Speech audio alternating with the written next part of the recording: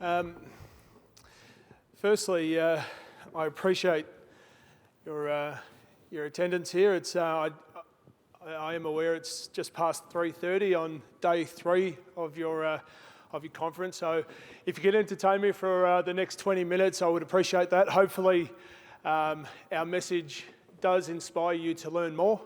The topic of discussion, it is maybe a little bit different to what I actually will talk about. Today I will talk about our business, the development of our business, our purpose, and I guess how that intersects with traditional practices into the built environment. Before I introduce myself and our company, I would like to acknowledge that we are on the lands of the Wurundjeri Woiwurrung people, and I pay my respects to their elders, past and present, and all emerging leaders within our community. And it's a really great reminder that Aboriginal people have been caring for country for thousands of years. And we are still influencing the built environment, we are influencing landscapes, and we are still caring for country today. We are entering into a really interesting time for our nation. And I guess as an Indigenous person, it's a great opportunity for me to acknowledge all of my ancestors and the influential elders that I have had in my life who have advocated for change and continue to advocate for change. And certainly it's through their resilience that I am able to do what I do today, and that is lead a business and lead other Aboriginal people. Because I'm certain 30 years ago this story might be a little bit different. Clicker here, sorry.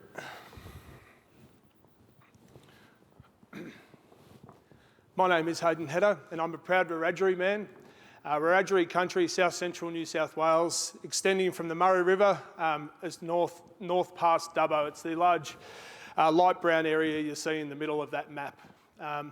I've called Melbourne home now for the better part of 17 years. I'm very proud to live on Wurundjeri country and work and I guess raise my children here in Melbourne. A little bit about me before I talk about our business. It will hopefully give you a little bit of context around why I started this company. My background is environmental management, or I studied an environmental science degree, became a park ranger and thought that I'd be a park ranger forever. And as life does, it throws curveballs at you and gives you other opportunities. I spent the next 10 years working in the Victorian public sector, centred around Aboriginal affairs, and it was through those learnings and those experiences that it's given me the knowledge to, create a business that is genuinely impacting Aboriginal participation within the construction sector. One thing I will say now, and I'll remind you at the end, that when you are considering engaging with the Aboriginal people and traditional owners, it needs to be authentic, it needs to be genuine, it can't be transactional, and it certainly can't be ticking the box. And often that interaction, particularly when we're gathering traditional knowledge and stories, it can sometimes be perceived as tokenistic. And that is a reminder for all of you that when you are interacting with Indigenous communities and traditional owners and gathering knowledge, do it respectfully and do it genuinely. Topics today, as I mentioned, I'll talk about our business, Wamarra, the purpose of our company, and the second part of our presentation will be talking to the culture, knowledge and practices and how we're embedding that into the built environment. And then I'll close off with a couple of projects as examples of how we're doing that. Who we are, Wamarra. Wamarra is a Wiradjuri word meaning to build. We use the word respectfully, not only because we're building infrastructure, we're building projects, more importantly, we're building the capabilities of our community. We are a certified Indigenous business, so owned and operated. We promote ourselves as a self-performing civil and landscaping contractor. It's important when we talk about Aboriginal businesses, they come in all forms and certainly all shapes and sizes. We, as a self-performing contractor, have the ability to influence the employment outcomes, so control the employment outcomes and the environment where we're recruiting people, but more importantly, we're controlling the upskilling and the training and development of our community. So we've got a strong investment into what that looks like. The mission statement, if you like, for our business is to create genuine career opportunities for our community. It's not a transient employment outcome that we're looking for where, it's a labour hire type arrangement where they might be engaged for a couple of weeks and then disappear for 6 weeks and then maybe come back. It's really about engaging people into full-time and secure employment. And that goes to the 3 key pillars that we created when starting the business. It was providing continuity for our employees. So each of our employees are engaged full-time. Upskilling, which is so important for every person, that we're not pigeonholing anybody. We're providing this upskilling environment where we're investing into their training and development. And we do that through career planning and mapping. And the last pillar, which I think is the most important pillar to our business, is providing a culturally safe and inclusive environment where we acknowledge and we celebrate our Aboriginal identity everywhere we go. The outcomes, obviously, for our business is to, change people's lives. So it's providing the opportunity for people to build a career, not only within our business or this industry, but also acquire skills that they can take back into their communities. Provide economic and financial independence. I think we'd all agree in this room that that applies across the board. It doesn't matter who you are or where you come from. Having a level of security allows you to make better decisions. And in some cases, it gives you a choice. And the last point is to help individuals achieve self-determination. Our team, we are 3.5 years old, so we are a relatively new business. But we've certainly had an impact in that 3.5 years. We have 97 full-time staff, 55 of which are Indigenous. Incredibly proud of that achievement, but more so of the individuals, of those 55 Indigenous employees. There is some incredible stories of resilience and wonderful achievements within that group.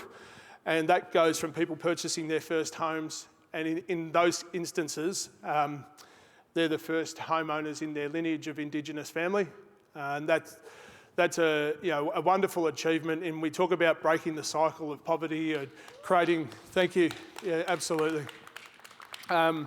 We talk about changing and impacting people's lives. And I heard in the last presentation, it was around the social impact of the circular economy. The social impact for our business is something we focus on. We don't focus on revenue, we don't focus on profit, we focus on what is the social impact that our business is having for our community. And our social impact for us is really about creating full-time employment outcomes, career opportunities, building up the leaders and role models of today for tomorrow. And there's some examples of the type of skill that we have in our business. Cultural identity, I mentioned before. This all will make sense as the presentation goes on because it all provides a holistic view on how we're engaging traditional owners, how we're engaging Aboriginal people, and things we need to consider when we talk about culture. Cultural identity is so important. It's important for not only our Indigenous cohort, but our business as a whole.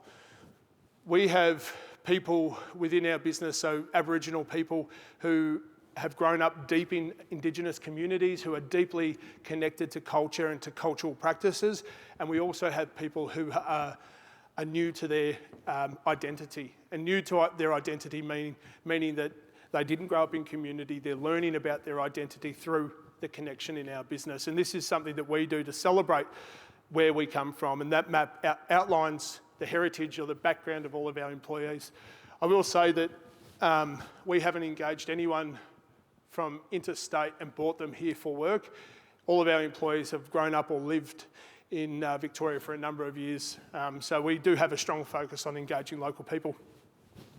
Traditional owner engagement, I mentioned at the start, when we're engaging traditional owners and community groups for knowledge around culture, cultural practices, it needs to be real, it needs to be authentic, and we have a responsibility to our traditional owners within our business, beyond just building infrastructure or building the capabilities of individuals. We have a cultural obligation to respectfully engage traditional owners, and we do that by offering employment opportunities when we're working outside of, I guess, the zone of Melbourne. And there's some examples of what we've done. Chisholm Road Prison Project, Wamarra country. Before we were even awarded a package of work there, we were tendering works, and part of that tendering phase, we needed to, as an Indigenous business, engage with traditional owners, talk through our intentions, and then talk through opportunities if we were successful. And we were successful, and we were able to recruit 5 traditional owners from the Wamarra community. The Wurundjeri Natural Resource Management team, the NARAP team, and we're engaging the NARAP to support some of our larger commercial landscaping projects and into the maintenance phase. And again, we're looking beyond how traditional owners are generally engaged, and it's through cultural heritage management or education. They're probably the 2 main reasons why our traditional owners are engaged, and they have the support systems and the structures to be able to manage those outcomes. For us, it's actually trying to think outside the square. So we're looking at employment outcomes for their community, and also other streams of revenue to help their organisation grow.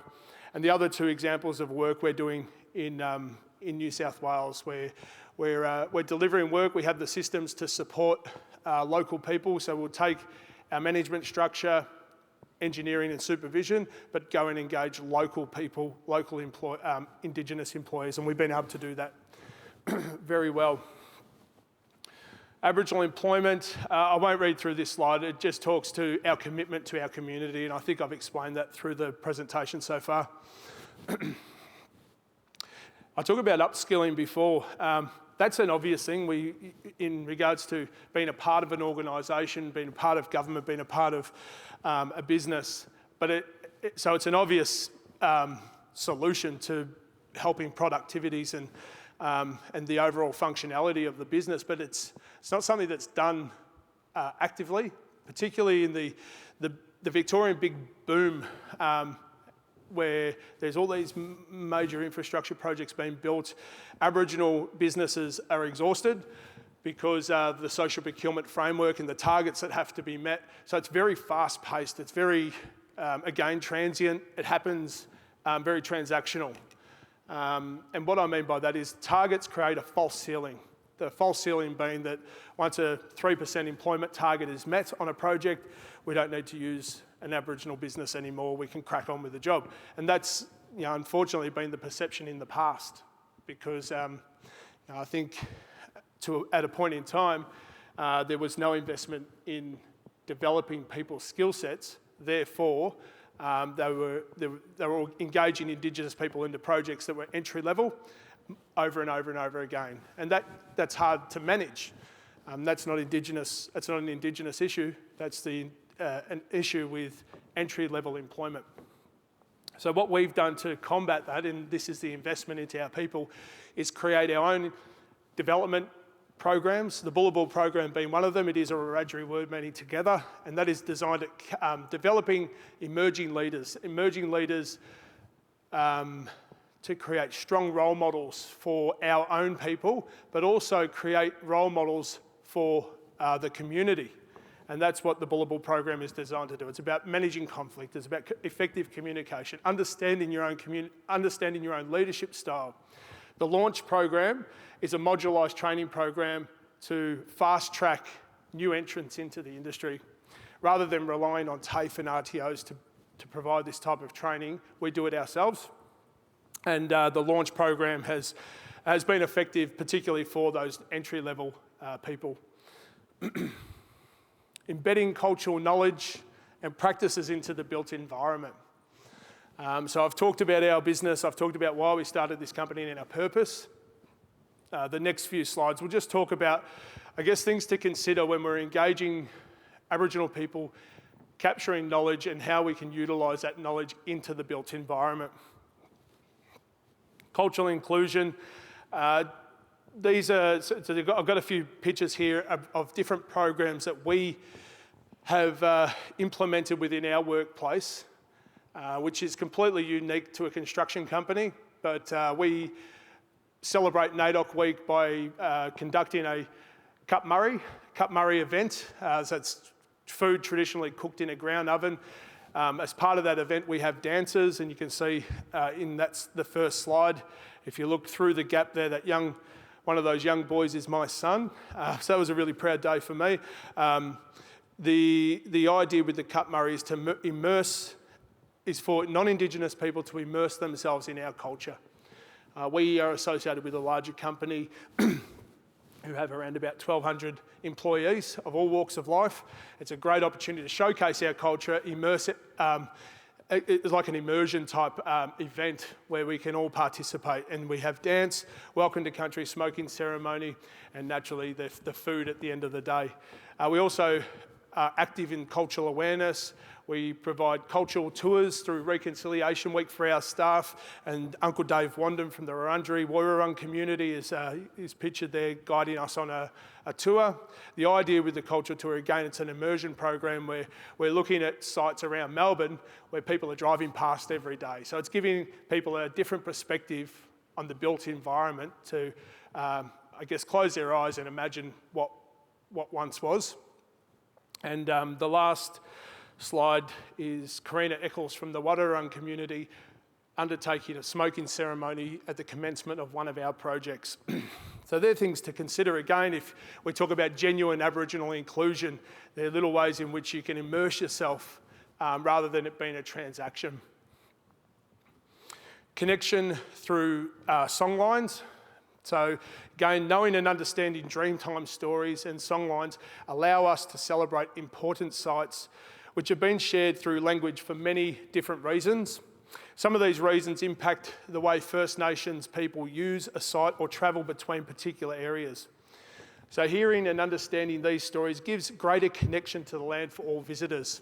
So again, it's about listening, understanding, making those connections between story, songline, and the land.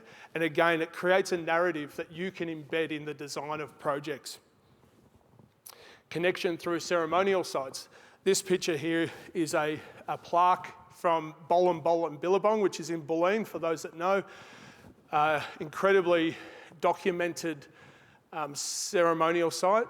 So early transcripts from early settlers that talked to this site occupying up to 500 Aboriginal people at any one time that would come and perform ceremony and harvest the natural resource that was there, including eel. So again, it's through these meetings, gatherings, and other culturally important events that were held in these areas that they were often in areas that were strategic in regards to those natural resources. And I think a great way to talk about occupation, and I've had this question asked to me before, is, where would they meet? Where would they live? And it's an easy response to that is, for those that love camping, or for those that have lots of money and can buy big houses, where are those houses that are most expensive, or where do you love camping? It's generally by waterways, and that's no different. The idea of occupation really was centred around where was there a resource, where was it easy to gather fish, where was it easy to gather different plants and animals.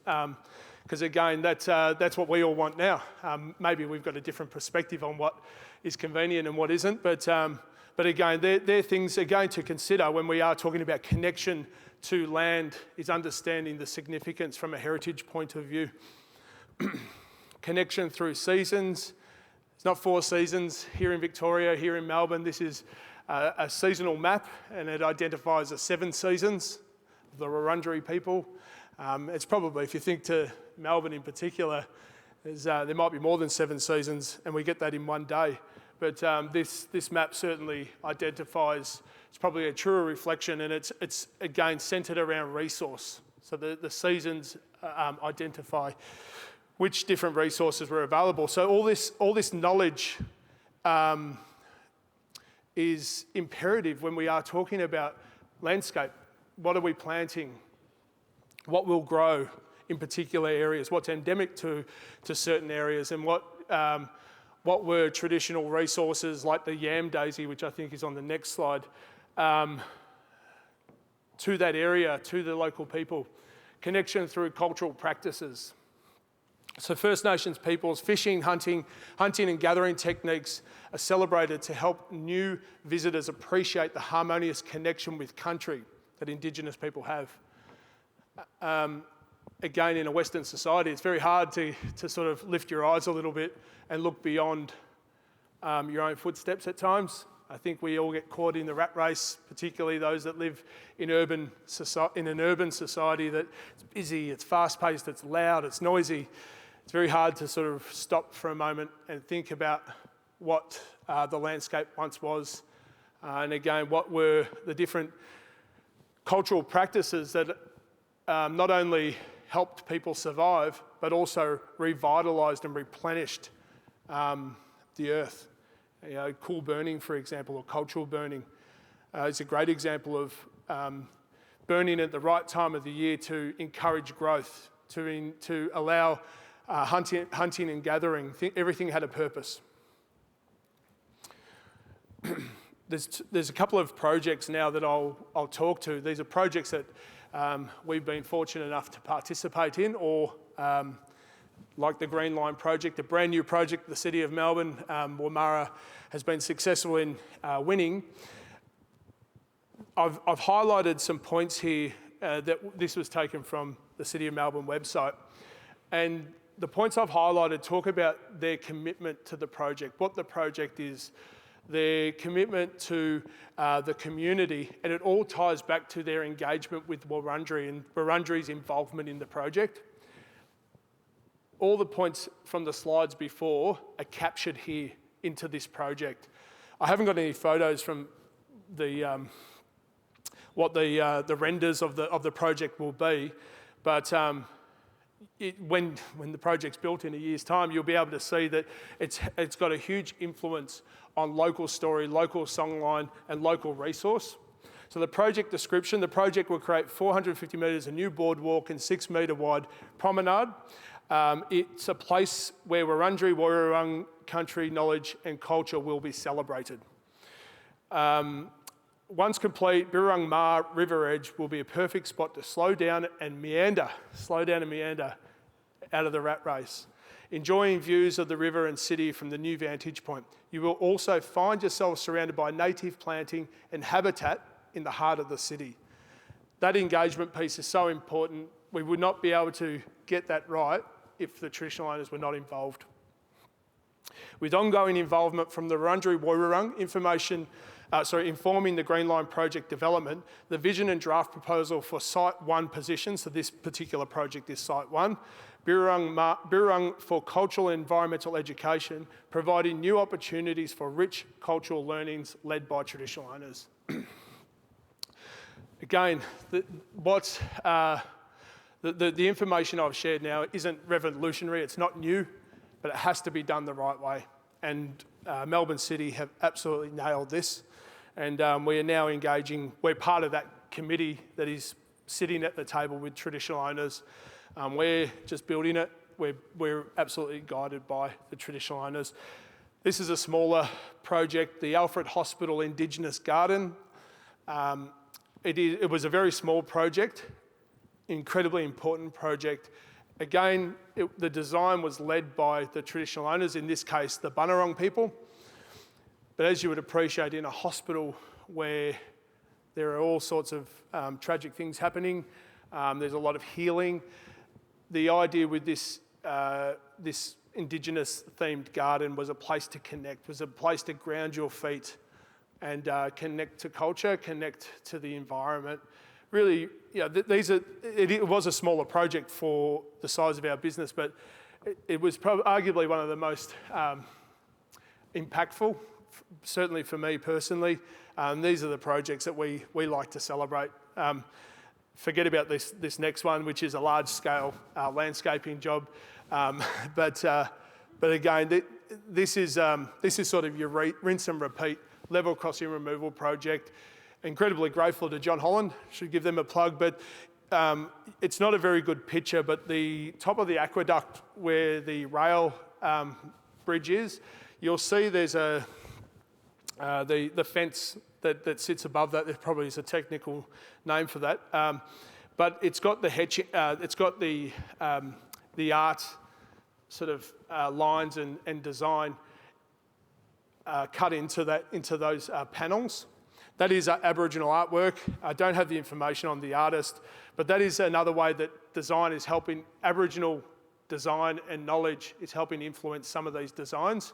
And you'll see this a lot with a lot of these level crossing removal projects. They've got subtle Aboriginal themed artwork and designs throughout their landscape.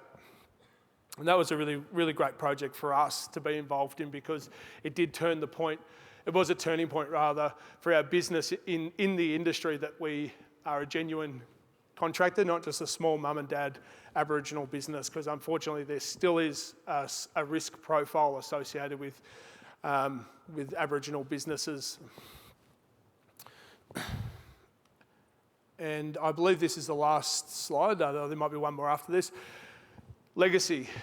I've talked to this throughout the presentation. The legacy for our business is firstly to create a sustainable business.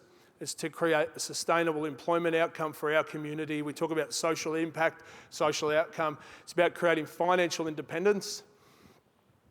It's about closing the gap, self-determination, building leaders for tomorrow. A wonderful little quote that I like to regurgitate, and I truly believe in this, that money isn't the definition of success, it's the ability to earn it, which is, and I think that's so powerful in the sense that the knowing personally where a lot of our employees have come from, disadvantage, unemployment, they are earning their money. No one is gifted anything, they are earning their money. That allows them to make decisions. They have a choice now, where unfortunately there was a point in time where they didn't. I'm going to click to the next slide, which is a short promotion video that we created 4 years ago. It is very outdated. Although it's 4 years ago, I think I've aged maybe 10 years since then. But the video, there's some language in there around connection to land, connection to country. So what I'm talking about now isn't something I've just made up today. This is something that I live by. This is something that we live by as a company. So I'll click to the next slide and hopefully it plays. I was born and raised in Albury, Wiradjuri country, in a small town in Narrandera, northwest of Albury, where my Aboriginality stems. As kids, my brother, sister and I would spend summers exploring local landscapes, the Wamarra Trail and Mungavarina Reserve, home of sacred ceremonial sites and significant Aboriginal heritage. Camping, fishing, swimming in the river, carefree. A trail now home to the Wamarra Sculpture Walk, artistic expressions of a rich history and stories from the dreaming.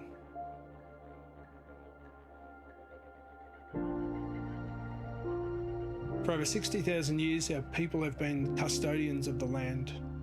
We're united by a common language, with strong ties of kinship and a relationship to the earth. Preservation, where the still river and its meeting places represent the journey ahead.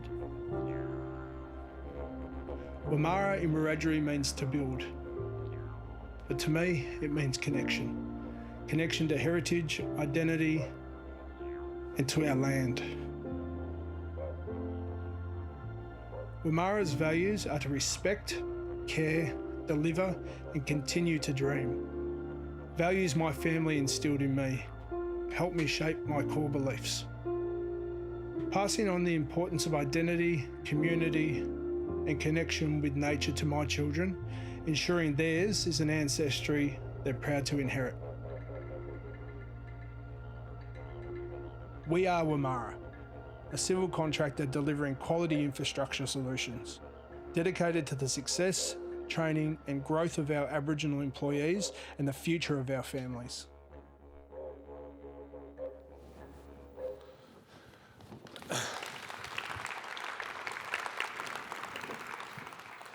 Thank you. I again appreciate that it's late in the afternoon on day 3, so I really do appreciate your patience with me, and hopefully I've been able to educate you on, I guess, what genuine Aboriginal participation looks like, and we can apply that across the board, particularly when we are talking about design. We're talking about the ecology and how it intersects. Thank you. Thank you.